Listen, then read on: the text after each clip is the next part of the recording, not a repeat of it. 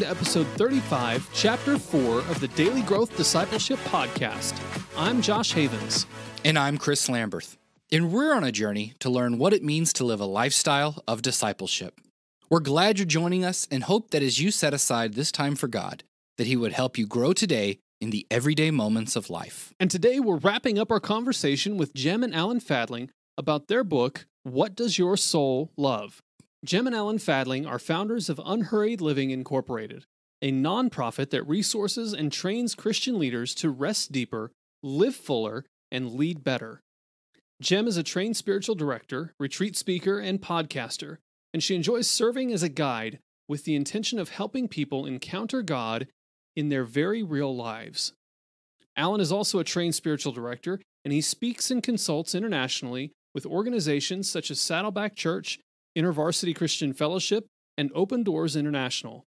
He's the award-winning author of An Unhurried Leader and An Unhurried Life, which was honored with a Christianity Today Award of Merit in Spirituality. This week, we've taken a deep dive into exploring our identities in Christ, our desires, and our deepest loves. But most of our conversation has focused on the individual journey. So in this chapter, Josh and I wanted to ask how this journey of transformation has affected Jem and Alan's marriage. Because living a lifestyle of discipleship is never lived in isolation. We were created to walk with others. For those who are married, our spouses become our primary partner in this journey. But if searching the depths of our souls is difficult for an individual, exploring with another person can complicate this process even more. There are miscommunications and misunderstandings. We often talk past each other and can become frustrated with the process. However, the reward for a shared journey far exceeds the struggle. Our partners become an invaluable source of encouragement and support as we face the trials of life together and endeavor to lift each other up as we pursue Christ. I'm curious as to how this sort of growth has worked out in your own relationship as a married couple. And because, obviously any relationships have their ups and downs, but growing together through this sort of process, I know has had to present its own unique challenges and then strengthened your relationship in many ways. So how have you guys worked together through these questions as a couple? Yeah, well, so let's divulge. We've been married 34 years, which might be longer than you guys have been alive. I don't know. Congratulations and no comment. Only just barely. Only just barely. It's so funny to be an age now where you're almost everyone's mom. You could be everybody's mother. Anyway, we actually take this very seriously in our own lives. We've both been on our own journey individually. This is one of the things we consider to be a great grace and a great gift, and we know that it doesn't happen in every marriage, but we are completely different people. On any kind of personality test, this is the opposite ends of it. Okay, that's what we are, the introvert and the extrovert. But for some reason, we've had similar spiritual journeys, or it was as important. Like shared critical moments. Shared critical moments, or we both. Well, I keep saying the same phrase. I apologize. We both take our lives with God as serious as the other one does, and by that we have fun too. Don't get me wrong. I'm just trying to paint a picture of we're very different, but our life with God has mattered a great deal, and that has been the glue. So we talk a lot. Someone asked us a question the other day. I can't remember. I think it might have been a single pastor. Oh, yes. He was like, what was his question like? His question was, so, like on this journey you're on, how often do you check in? Like once a quarter? He said quarterly? Like, how do you? Wow. Well, I said, how about a little more often than that. Because I was saying, we talk a lot because of what we do, which is train leaders and share our lives with leaders. We share our lives with leaders. We don't at any point want to be the kind of person who is just saying stuff to people. Actually, the calling of God in our lives when we were in our 20s, a part of that calling was this phrase, you will share your lives. You will share your lives. Now, we didn't quite know what that meant then, but we do now. we are literally sharing our lives. So that means we have to keep it honest here behind the scenes. Mm-hmm. So we try our best not to let anything slide longer than it has to, like until one of us wakes up and goes, hey, there's something wrong here. Do you see what I'm saying? Yeah. So we try to keep it honest in the background here as much as we can. What's your perspective on that? Yeah. And so one of the things I would say is, when you're married 34 years, you've had about 100 different marriages. Totally. Yeah. Every time somebody changes, it's a new marriage. And we've gone, and so 30 some years of change in both of our lives. This marriage, though it's a continuity from I do 34 years ago, you couldn't have guessed this marriage back then. And so one of the things that we've felt is really critical in this kind of a process is realizing that the process of change in the lives of two people who are married is going to change the nature of the relationship, and be prepared for that. It's always good news, but again, sometimes the changes feel a little scary or threatening because you kind of like this last place we were just at, and I don't really want to leave that place so much. Thank you very much. Yeah. So, for example, one of the things that's been true is in this organization that we founded now almost 4 years ago, it's the first time we have absolutely equal voices in a venture outside our family and our marriage. Like, I was a pastor, and so we always did that together, but I was the guy getting paid, and Jem was the one giving her time for free as whatever a pastor's wife is, Yep. Mm-hmm. Yep. That's not the case here. This is a true equal partnership. And so we both are, contributed to this book equally. It's both of our voices in the copy, and this organization and the work we're doing is very much a collaborative sort of thing. So it becomes really critical that we keep leaning into, okay, I'm feeling some tension. Oh, I'm struggling with this, whatever. That's not just important for our marriage. It's also important for our shared work. Yeah. Well, let me give you a metaphor too. You know how they talk about how the dance step changes when someone changes, then the dance changes. Mm. And we did that for a long time in our marriage. But a number of years ago, we didn't just change dance steps. We had to get into a different ballroom. And that was a major shift for us, but I think we're the better for it. We did a lot of hard work at one point, and we moved ballrooms, and the dance changed, and the venue changed, and it's become a more beautiful partnership. Mm-hmm. When it comes to helping each other grow and go through this process of transformation, do you kind of rely on the other person to help prompt you and keep moving you forward, or is this more of a self-initiated, okay, here's where I'm struggling, can you help me with this?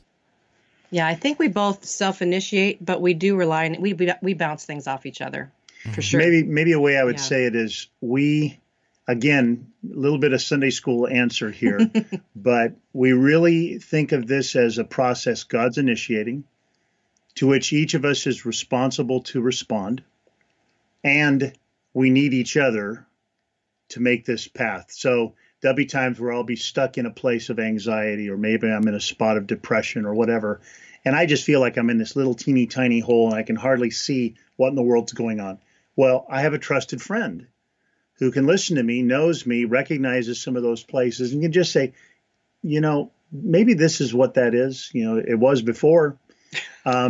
So we trust each other in those ways, but we don't do a whole lot of, I think you could really change there. That would sure help things a lot if you would just change. I think that's what's really needed here. Actually, you should change. I've done that more to Alan than he has.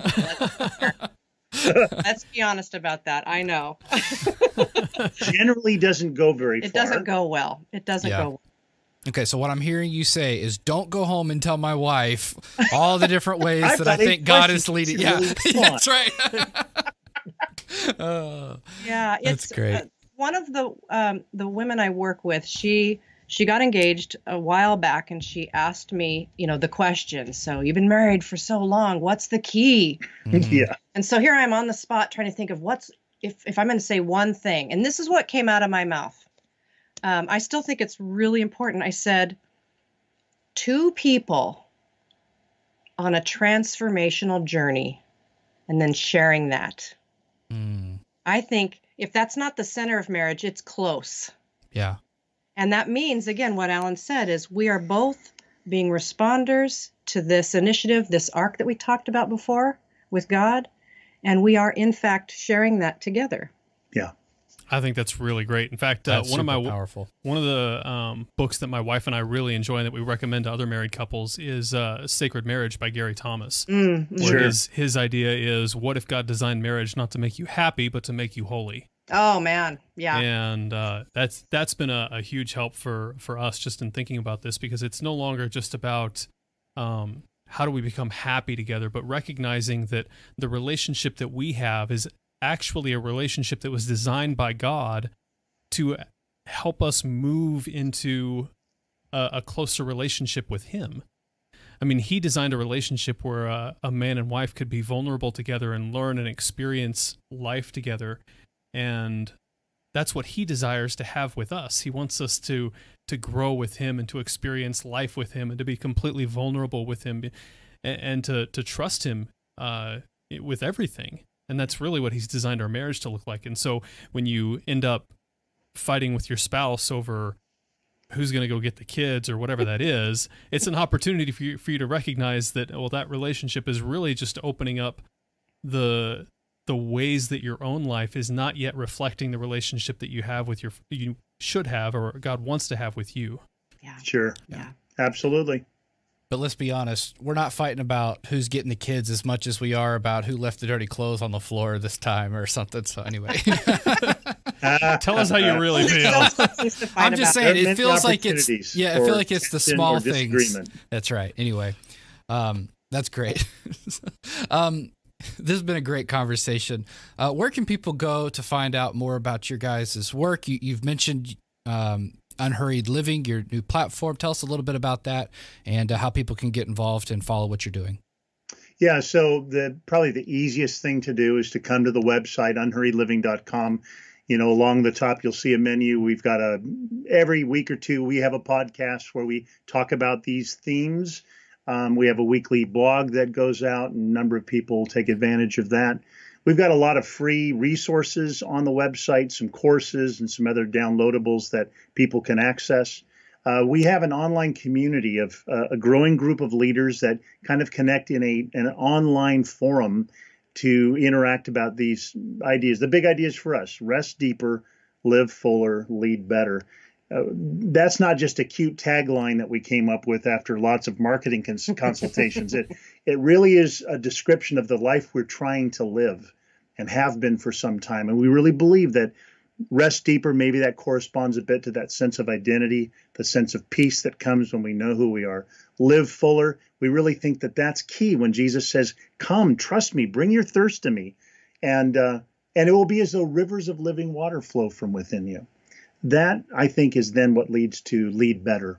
Mm-hmm. So anyway, yeah, unhurriedliving.com is a great place to be. Of course, they can find us on social media at Unhurried Living on most of the main platforms.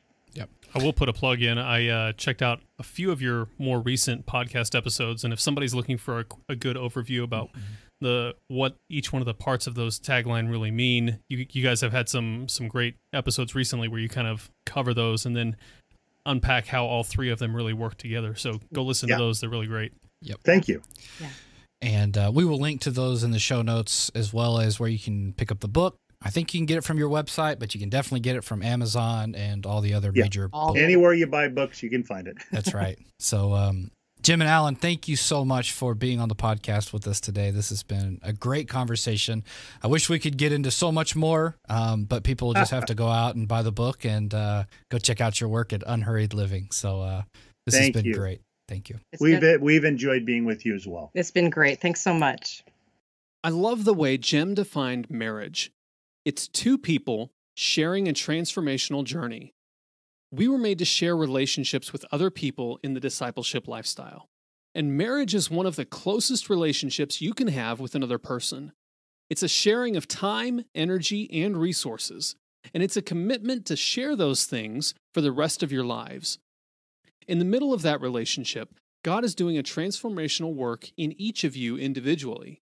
But He's also using that relationship to transform you as well. But this kind of shared journey doesn't have to stop outside the marriage. God designed us to walk with someone even if we aren't in a marriage relationship. And it means finding someone who sees you at your best and worst, who's walking toward Jesus like you, and who can keep you accountable to your commitment to grow.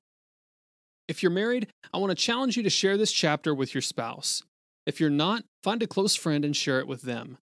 Then have a simple conversation about what God is doing in your lives. It doesn't need to be a deep or theologically abstract conversation. Instead, it can be as simple as talking about where you see God at work in your life today.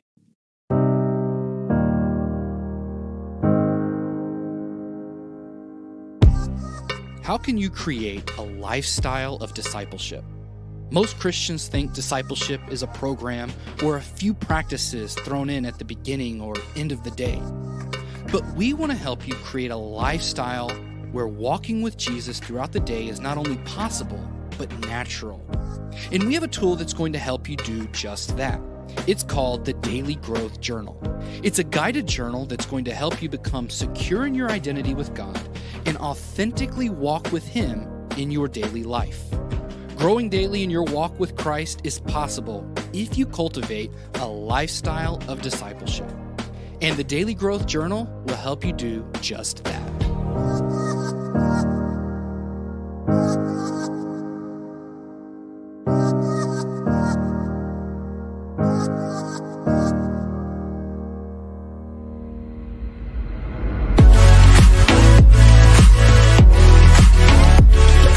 Thanks for listening to this episode of the Daily Growth Discipleship Podcast.